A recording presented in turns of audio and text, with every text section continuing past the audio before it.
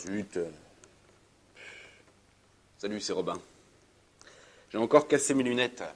Cette fois-ci, ça va être vraiment du rail de les réparer. Bon, tant pis. Autant en fabriquer une nouvelle paire. Oui, j'ai bien dit fabriquer. Il suffit pour cela d'utiliser une mini-usine à peine plus grosse qu'un micro-ondes. Voilà la bête. Ce Fabrique-Tout est un prototype conçu à l'université de Cornell aux États-Unis. Il est capable de produire des milliers d'objets différents en volume. En fait, cette machine est reliée à un PC. C'est lui qui envoie le plan de l'objet à fabriquer, par exemple une bouteille. La machine fonctionne alors comme une imprimante, mais en 3D. En fonction des indications, la petite tête de l'imprimante se met alors à danser dans tous les sens. Or, cette tête est fixée à l'extrémité d'une seringue contenant une matière plastique qui durcit au contact de l'air. Le plastique est ainsi déposé par couches successives, conformément au plan qui a été envoyé par la machine. Et à la fin de cette accumulation, l'objet est entièrement formé. Ah, c'est mieux, merci. Vraiment chouette cette machine. D'autant plus qu'on peut la caser sur un coin de son bureau à portée de main. C'est pratique. On casse le bracelet de sa montre, hop, il suffit d'en imprimer un nouveau. Moi, je tire mon chapeau aux inventeurs. D'autant que les gars ne sont pas du genre égoïste, ils ont tout mis sur Internet. Les plans de la machine, les programmes pour fabriquer les objets, vous trouverez tout sur Fab at Home, leur site Internet. Bon, c'est pour un public motivé. Reste qu'avec ce site, n'importe qui peut participer au développement du projet en envoyant ses propres contributions. Une logique d'échange et de collaboration qui devrait plaire à pas mal d'internautes. Le web toujours. C'est fou toutes les bestioles qu'on croise sur la toile. Je ne parle pas de virus informatiques, mais de vrais animaux que l'on peut voir évoluer dans leur environnement naturel. Il suffit de se connecter sur une des nombreuses webcams qui mettent la nature sous surveillance. Ici par exemple, on est en Afrique du Sud. La caméra est plantée dans le parc Kruger où l'on peut voir des antilopes, des zèbres, des singes et même des éléphants. À condition bien sûr que tout ce petit monde veuille bien passer devant la caméra. Pour les scientifiques qui étudient un écosystème et ses habitants, ces caméras plantées en pleine nature sont une aide précieuse.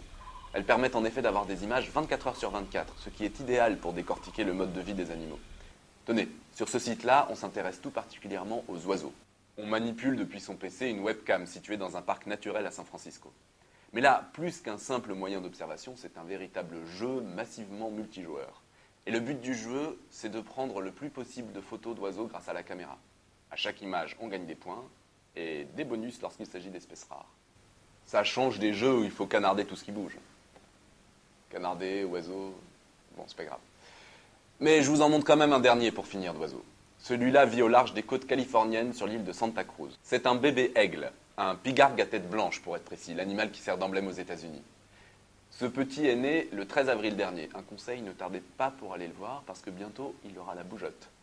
Et avec un peu de peau, vous verrez peut-être même ses parents lui donner la béquée. Il y a vraiment de quoi s'user les lunettes. D'ailleurs, à propos de lunettes, est-ce que je ferais pas mieux de carrément changer de modèle, moi? Le problème, c'est que, comme tous les myopes, quand je veux essayer un nouveau modèle, je vois plus de quoi j'ai l'air puisque j'ai plus mes lunettes. Heureusement, j'ai trouvé la solution. Un site web d'essayage de lunettes. Son principe est simple. Vous déposez sur le site une photo, puis vous posez sur votre visage n'importe quelle paire de lunettes prises dans les collections proposées. Ah, là j'ai l'air d'un vrai X-Man. Là, ça fait très Festival de Cannes. Pratique et plus compliqué qu'il n'y paraît. La start-up toulousaine Fitting Box, qui a conçu ce site avec l'Institut de recherche en informatique de Toulouse, a dû mettre au point un logiciel particulièrement sioux. Car le site est capable d'adapter la taille des lunettes au visage, puis de les orienter convenablement selon l'angle de la photo. Maintenant, il reste le plus difficile, se décider pour une paire de lunettes.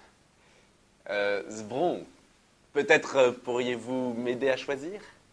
Ah, vous savez, moi, Robin, les lunettes, c'est pas mon truc. Vous m'auriez parlé de télescope, je dis pas, mais les lunettes, bof. Regardez plutôt ce que je vous ai ramené cette semaine. Les anneaux de Saturne. De vrais bijoux qui s'étalent comme une galette autour de la planète. Sa largeur correspond quasiment à la distance de la Terre à la Lune. Rien que ça, pour une épaisseur d'à peine 1 kilomètre. Et savez-vous, Robin, de quoi sont faits ces anneaux ? De blocs de glace, de rochers et de poussière. Eh oui, et on n'en sait pas beaucoup plus. Aussi, j'espère bien que la sonde Cassini, qui tourne autour de Saturne depuis 3 ans, viendra un jour surfer au ras de ces jolis anneaux, histoire de les voir de plus près. En attendant, Zbron, je vous trouve une mine resplendissante cette semaine, même sans anneaux. À la semaine prochaine pour un nouveau SVJ TV.